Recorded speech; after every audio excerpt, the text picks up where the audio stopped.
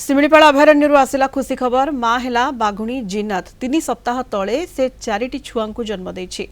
बाघुणी जीनत को 2024 नवेम्बर मासरे महाराष्ट्र तड़बा अंधारी अभयारण्य आनी सिमिलीपाल छड़ा जाइतिला। जीनतर गतिविधि उपरे वन विभाग पक्षरु नजर रखा जाइतिला।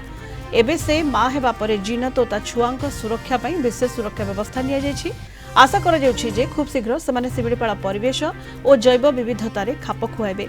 सिमिलीपाल में वर्तमान 40टी बाघ अच्छी एवं 4टी नुआ बाघ छुआ जोड़ी होती ट्राकिंग रे रखा जाइछि।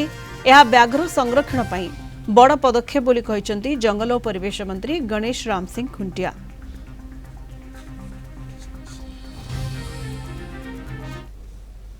छुआर माँ होती आम परिवेश विभाग को जंगल विभाग को आम स्वागत करुचे जोटा कि आशा और आकांक्षा जो महाराष्ट्र आम सिमिलीपाल को आनीचे बर्तमान से आम परिवार और सिमिलीपाल जड़े विधिवत भाव में गोटे माने मुरबी हिसाब से जंगल जीवजंतु और लोक मान सहित खाप पाई चलिए बोली आशा करुच्ची।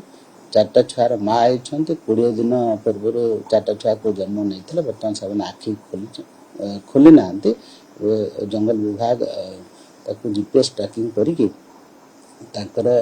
क्लोज मॉनिटरिंग कराई विभिन्न प्रकार आम स्क्वाड बर्तमान लगे जमी छुआ सुरक्षित होगी बंचे से दिगरे काम कर जंगल विभाग।